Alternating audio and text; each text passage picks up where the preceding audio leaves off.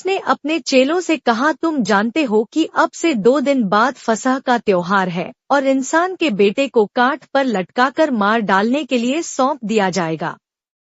तब प्रधान याजक और लोगों के मुखिया कैफा नाम के महायाजक के आंगन में इकट्ठा हुए।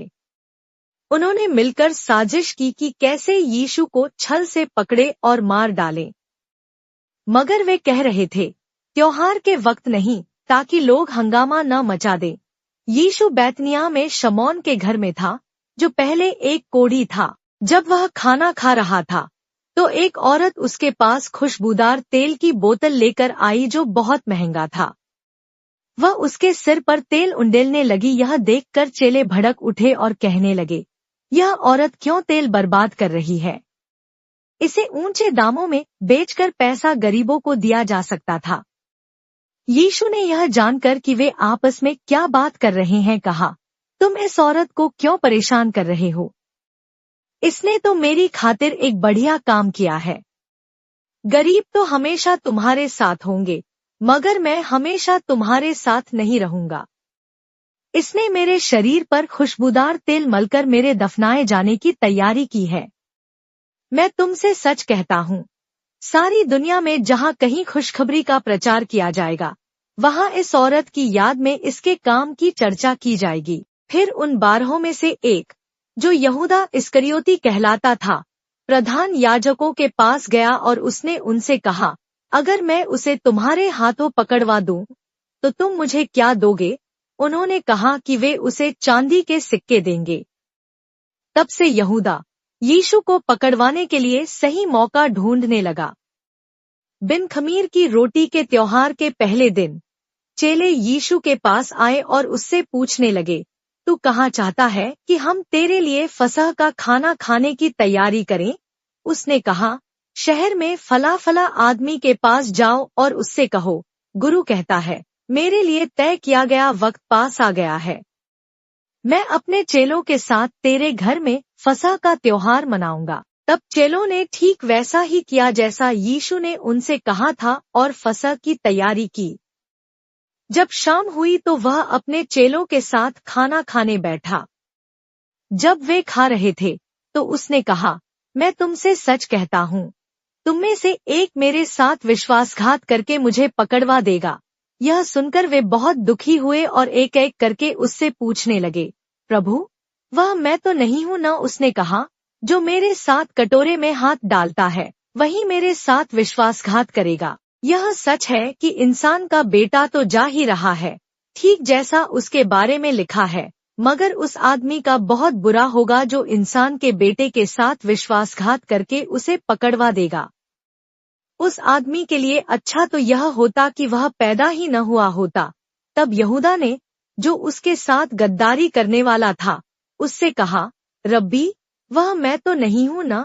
यीशु ने उससे कहा, तूने खुद कह दिया है। जब वे खाना खा रहे थे, तो यीशु ने एक रोटी ली और प्रार्थना में धन्यवाद देकर उसे तोड़ा और चेलों को देकर कहा, लो, खाओ, यह मेरे शरीर की निशानी है। फिर उसने एक प्याला लिया और प्रार्थना में धन्यवाद देकर उन्हें दिया और कहा, तुम सब इसमें से पियो, क्योंकि यह मेरे खून की निशानी है, जो करार को पक्का करता है और जो बहुतों के पापों की माफी के लिए बहाया जाएगा।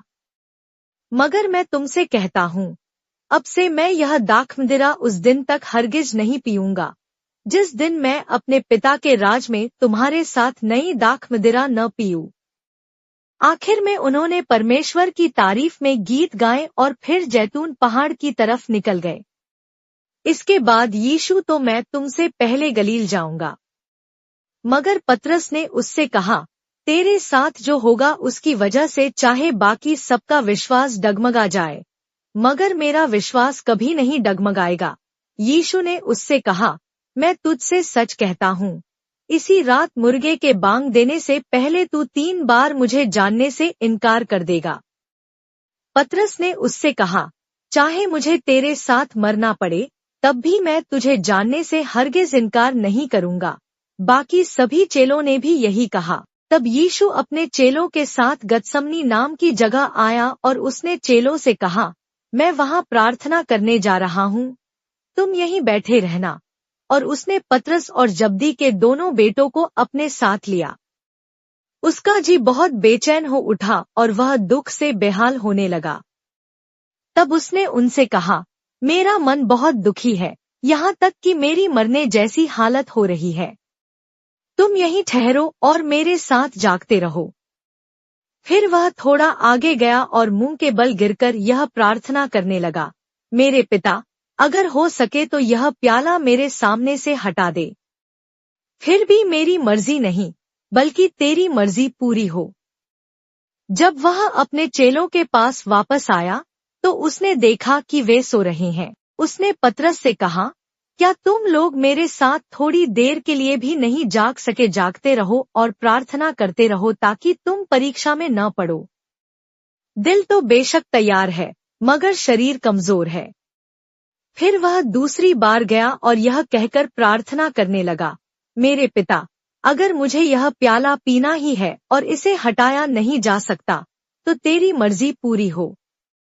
वह फिर चेलों के पास आया और उसने उन्हें सोता हुआ पाया, क्योंकि उनकी आंखें नींद से बोझिल थी। तब वह उन्हें वहीं छोड़कर एक बार फिर गया और तीसरी बार भी उसने वही प्रार्थना की। इसके बाद वह फिर अपने चेलों के पास आया और उसने कहा, तुम ऐसे वक्त में सो रहे हो और आराम कर रहे हो। देखो, वह घड़ी आ गई है कि इंसान के बेटे के साथ विश्वासघात करके उसे पापियों के हाथ सौंप दिया जाए। उठो, आओ चले। देखो, मुझसे गद्दारी करने वाला पास आ गया है। वह बोल ही रहा था कि तभी यहूदा आ गया, जो उन 12 में से एक था। उसके साथ तलवारें और लाठियां लिए हुए लोगों की एक बड़ी भीड़ थी, जिसे प्रधान याजकों और लोगों के मुखियाओं ने भेजा था। उसके साथ विश्वासघात करने वाले ने उन्हें यह कहकर एक निशानी दी थी, जिसे मैं चूमूंगा वही है, उसे गिरफ्तार कर लेना। यहूदा ने सीधे यीशु के पास जाकर उससे कहा, नमस्कार रब्बी, और उसे प्यार से चूमा। मगर यीशु ने उससे कहा, तू यहाँ किस इरादे से आया है? तब उन्होंने आगे बढ़कर यीशु को पकड़ लिया और हिरासत में ले लिया। मगर तभी जो यीशु के साथ थे उनमें से एक ने हाथ बढ़ाकर अपनी तलवार खींची और महायाजक के दास पर वार करके उसका कान उड़ा दिया। तब यीशु ने उससे कहा, अपनी तलवार म्यान में रख ले, इसलिए कि जो तलवार उठाते हैं वे तलवार से ही नाश किए जाएंगे। क्या तुझे नहीं लगता कि मैं अपने पिता से यह विनती कर सकता हूँ कि वह इसी पल स्वर्गदूतों की 12 से भी ज्यादा पलटने मेरे पास भेज दे? ऐसे में शास्त्र में लिखी यह बात कैसे पूरी होगी कि यह सब कुछ होना जरूरी है? तब यीशु ने भीड़ से कहा, क्या तुम तलवारें और लाठियां लेकर मुझे गिरफ्तार करने आए हो? मानो मैं कोई लुटेरा हूँ। मैं हर दिन मंदिर में बैठकर सिखाया करता था, फिर भी तुमने मुझे हिरासत में नहीं लिया। मगर यह सब इसलिए हुआ है ताकि भविष्यवक्ताओं ने जो लिखा है वह पूरा हो। तब सारे चेले उसे छोड़कर भाग गए। जिन लोगों ने यीशु को गिरफ्तार किया वे उसे महायाजक कैफा के पास ले गए, जहां शास्त्री और मुखिया इकट्ठा थे। मगर पतरस कुछ दूरी पर रहकर यीशु के पीछे पीछे गया और महायाजक के आंगन तक आ गया। अंदर जाने के बाद वह घर के सेवकों के साथ बैठ गया कि देखे आगे क्या होगा। प्रधान याजक और पूरी महासभा यीशु को मार डालने के लिए उसके खिलाफ झूठी गवाही ढूंढ रही थी। बहुत से झूठे गवाह आए, मगर एक भी ऐसी गवाही नहीं मिली जिससे यीशु को दोषी ठहराया जाए। बाद में 2 गवाह आए और उन्होंने कहा, इस आदमी ने कहा था, मैं परमेश्वर के मंदिर को ढा सकता हूँ और 3 दिन के अंदर इसे खड़ा कर सकता हूँ। यह सुनकर महायाजक उठ गया और उसने यीशु से कहा, क्या तू जवाब में कुछ नहीं कहेगा? क्या तू सुन नहीं रहा कि ये तुझ पर क्या क्या इल्जाम लगा रहे हैं? मगर तब भी यीशु चुप रहा। महायाजक ने फिर उससे कहा, मैं तुझे जीवित परमेश्वर की शपथ दिलाता हूँ, हमें बता, क्या तू परमेश्वर का बेटा मसीह है? यीशु ने उससे कहा, तूने खुद कह दिया है। फिर भी मैं तुम लोगों से कहता हूँ, अब से तुम इंसान के बेटे को शक्तिशाली परमेश्वर के दाएं हाथ बैठा और आकाश के बादलों पर आता देखोगे। तब महायाजक ने यह कहते हुए अपना चोगा फाड़ा, इसने परमेश्वर की निंदा की है। अब हमें और गवाहों की क्या जरूरत है? देखो, तुम लोगों ने ये निंदा की बातें सुनी हैं। तुम्हारी क्या राय है? उन्होंने कहा, यह मौत की सजा के लायक है। इसके बाद उन्होंने यीशु के मुंह पर थूका और उसे घूंसे मारे। दूसरों ने यह कहते हुए उसके मुंह पर थप्पड़ मारे, अरे मसीह, भविष्यवाणी कर, हम में से किसने तुझे मारा? पतरस बाहर आंगन में बैठा हुआ था। तब एक दासी उसके पास आकर कहने लगी, तू भी उस यीशु गलीली के साथ था। मगर उसने सबके सामने इनकार करते हुए कहा, मैं नहीं जानता तू क्या कह रही है। जब वह बाहर निकलकर आंगन के द्वार की तरफ गया, तो एक और लड़की ने उसे देखकर वहां मौजूद लोगों से कहा, यह आदमी यीशु नासरी के साथ था। एक बार फिर वह शपथ खाकर इनकार करने लगा, मैं उस आदमी को नहीं जानता। थोड़ी देर बाद आसपास खड़े लोग पतरस के पास आकर उससे कहने लगे, बेशक तू भी उनमें से एक है, तेरी बोली तेरा राज खोल रही है। तब वह खुद को कोसने लगा और कसम खाकर कहने लगा, मैं उस आदमी को नहीं जानता। उसी घड़ी एक मुर्गे ने बांग दी। तब पतरस को यीशु की वह बात याद आई, मुर्गे के बांग देने से पहले तू 3 बार मुझे जानने से इनकार कर देगा। और वह बाहर जाकर फूट फूट कर रोने लगा। जब सुबह हो गई तो सभी प्रधान याजकों और लोगों के मुखियाओं ने यीशु को मार डालने के लिए आपस में सलाह मशविरा किया। वे उसे बांधकर राज्यपाल पीलातुस के पास ले गए और उसके हवाले कर दिया। उसके साथ विश्वासघात करने वाले यहूदा ने जब देखा कि यीशु को मौत की सजा दी गई है, तो उसका दिल उसे कचोटने लगा। उसने प्रधान याजकों और मुखियाओं को चांदी के वे 30 सिक्के लौटाते हुए कहा, मैंने एक निर्दोष आदमी के खून का सौदा करके पाप किया है। उन्होंने कहा, इससे हमें क्या लेना, तू ही जान। तब उसने चांदी के टुकड़े मंदिर में फेंक दिए और जाकर फांसी लगा ली। लेकिन प्रधान याजकों ने उन चांदी के टुकड़ों को लेकर कहा, इन्हें मंदिर के खजाने में डालना सही नहीं होगा, क्योंकि यह खून की कीमत है। उन्होंने आपस में बात करने के बाद उन पैसों से अजनबियों को दफनाने के लिए कुम्हार की जमीन खरीद ली। इसलिए वह जमीन आज के दिन तक खून की जमीन कहलाती है। इससे यह बात पूरी हुई जो यिर्मयाह भविष्यवक्ता से कहलवाई गई थी। यीशु अब राज्यपाल के सामने खड़ा था और राज्यपाल ने उससे यह सवाल किया, क्या तू यहूदियों का राजा है? यीशु ने जवाब दिया, तू खुद यह कहता है। मगर जब प्रधान याजक और मुखिया उस पर इल्जाम लगा रहे थे, तो उसने कोई जवाब नहीं दिया। तब पीलातुस ने उससे कहा, क्या तू सुन नहीं रहा कि ये तुझ पर क्या क्या इल्जाम लगा रहे हैं? फिर भी यीशु ने उसे कोई जवाब नहीं दिया, यहाँ तक कि एक शब्द भी नहीं कहा। इसलिए राज्यपाल को बड़ा ताज्जुब हुआ। राज्यपाल का यह रिवाज था कि वह हर साल त्योहार के वक्त किसी एक कैदी को, जिसे लोग चाहते थे, रिहा कर दिया करता था। उन्हीं दिनों बरअब्बा नाम का एक कुख्यात कैदी उनकी कैद में था। इसलिए जब वे इकट्ठा हुए तो पीलातुस ने उनसे पूछा, तुम क्या साल त्योहार के वक्त किसी एक कैदी को, जिसे लोग चाहते थे, रिहा कर दिया करता था? तो उसकी पत्नी ने उसके पास यह संदेश भेजा, तू उस नेक इंसान के मामले में दखल मत देना, क्योंकि उसकी वजह से मुझे एक डरावना सपना आया और आज मैं बहुत परेशान हूँ। मगर प्रधान याजकों और मुखियाओं ने भीड़ को यह कहने के लिए उकसाया कि बरअब्बा को रिहा कर दिया जाए, मगर यीशु को मार डाला जाए। राज्यपाल ने एक बार फिर उनसे पूछा, तुम क्या चाहते हो, मैं दोनों में से किसे तुम्हारे लिए रिहा करूं? उन्होंने कहा, बरअब्बा को। पीलातुस ने उनसे कहा, तो फिर मैं इस यीशु के साथ, जिसे मसीह कहा जाता है, क्या करूं? उन सबने कहा, इसे काट पर लटका दे। राज्यपाल ने कहा, क्यों, इसने क्या बुरा किया है? मगर वे और भी जोर से चिल्लाने लगे, इसे काट पर लटका दे। जब पीलातुस ने देखा कि उसके कहने का कोई फायदा नहीं हो रहा, बल्कि हुल्लड़ बढ़ता ही जा रहा है, तो उसने पानी लिया और भीड़ के सामने अपने हाथ धोते हुए कहा, मैं इस आदमी के खून से निर्दोष हूं, तुम ही जानो। तब सब लोगों ने कहा, इसका खून हमारे और हमारे बच्चों के सिर आ पड़े। तब उसने बरअब्बा को रिहा कर दिया, मगर यीशु को उसने कोड़े लगवाए और काठ पर लटकाकर मार डालने के लिए सौंप दिया।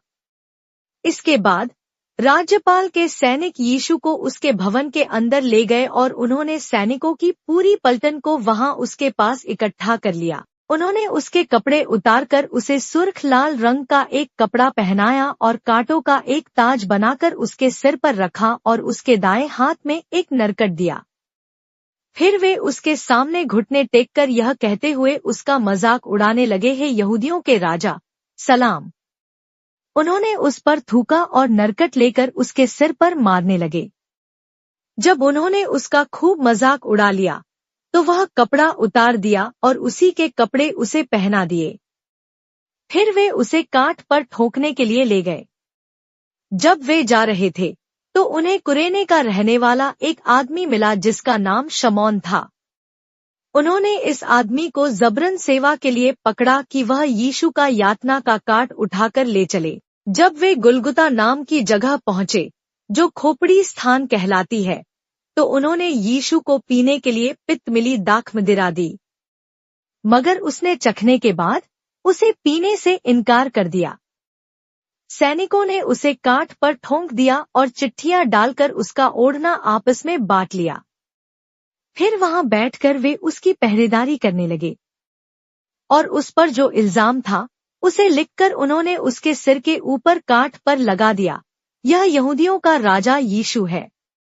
उसके साथ 2 लुटेरों को काठ पर लटकाया गया था, एक उसके दाईं तरफ और दूसरा बाईं तरफ। जो लोग वहां से गुजर रहे थे वे सिर हिला हिलाकर उसकी बेइज्जती करने लगे, अरे मंदिर को ढाने वाले, उसे 3 दिन के अंदर बनाने वाले, खुद को बचा ले।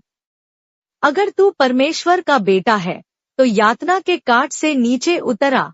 इसी तरह प्रधान याजक भी शास्त्रियों और मुखियाओं के साथ मिलकर उसका मजाक उड़ाने लगे, इसने दूसरों को तो बचाया मगर खुद को नहीं बचा सकता। यह इस्राएल का राजा है। अब यह यातना के काठ से नीचे तो उतरे, तब हम इसका यकीन करेंगे। इसने परमेश्वर पर भरोसा रखा है, अगर परमेश्वर इसे चाहता है तो इसे बचाए, क्योंकि इसने कहा है, मैं परमेश्वर का बेटा हूँ। यहाँ तक कि जो लुटेरे उसके दोनों तरफ काठ पर थे वे भी उसे बुराभला कह रहे थे।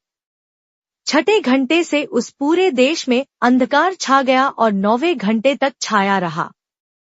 9वें घंटे के करीब यीशु ने जोर से पुकारा, एली एली लामा शबक्तानी, जिसका मतलब है, मेरे परमेश्वर तूने मुझे क्यों छोड़ दिया।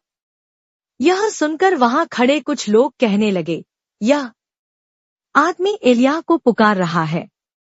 उनमें से एक ने फौरन दौड़कर एक स्पंज लिया और उसे खट्टी दाखमदिरा में डुबोकर नरकट पर रखा और उसे पीने के लिए दिया। मगर बाकियों ने कहा, देखते हैं एलिय्याह इसे बचाने आता है या नहीं। यीशु एक बार फिर जोर से चिल्लाया और उसने दम तोड़ दिया। तब देखो, मंदिर का पर्दा ऊपर से नीचे तक फटकर 2 टुकड़े हो गया और धरती कांप उठी और चट्टानें फट गईं। कब्रें खुल गईं और मौत की नींद सोए बहुत से पवित्र जनों की लाशें कब्रों से बाहर जा गिरीं और कब्रिस्तान में मौजूद बहुत से लोगों ने ये लाशें देखीं। कुछ लोग जो कब्रों के पास गए थे वे यीशु के जिंदा किए जाने के बाद पवित्र शहर आए, मगर जब सेना अफसर और उसके साथ यीशु की पहरेदारी करने वालों ने भूकंप और उन सारी घटनाओं को देखा तो वे बहुत डर गए और कहने लगे, वाकई यह परमेश्वर का बेटा था। वहां बहुत सी औरतें जो गलील से यीशु की सेवा करती हुई उसके साथ आई थीं, दूर खड़ी देख रही थी। उनमें मरियम मगदलिनी, याकूब और योसेस की मां मरियम और जब्दी के बेटों की मां भी थी। जब दोपहर काफी बीत चुकी तब यूसुफ नाम का एक अमीर आदमी वहां आया जो अरिमतिया का रहने वाला था। वह भी यीशु का एक चेला बन चुका था। इस आदमी ने पीलातुस के पास जाकर यीशु की लाश मांगी। तब पीलातुस ने हुक्म दिया कि उसे लाश दे दी जाए। यूसुफ ने लाश लेकर उसे बढ़िया मलमल की साफ चादर में लपेटा और अपनी नई कब्र में रखा, जो उसने चट्टान खोदकर बनवाई थी। कब्र के द्वार पर एक बड़ा पत्थर लुढ़काने के बाद वह वहां से चला गया। लेकिन मरियम मगदलिनी और दूसरी मरियम वहीं कब्र के सामने बैठी रहीं। अगले दिन यानी तैयारी के दिन के बाद प्रधान याजक और फरीसी पीलातुस के सामने जमा हुए और कहने लगे, हुजूर, हमें याद है कि उस फरेबी ने जीते जी कहा था, 3 दिन बाद मुझे जिंदा कर दिया जाएगा।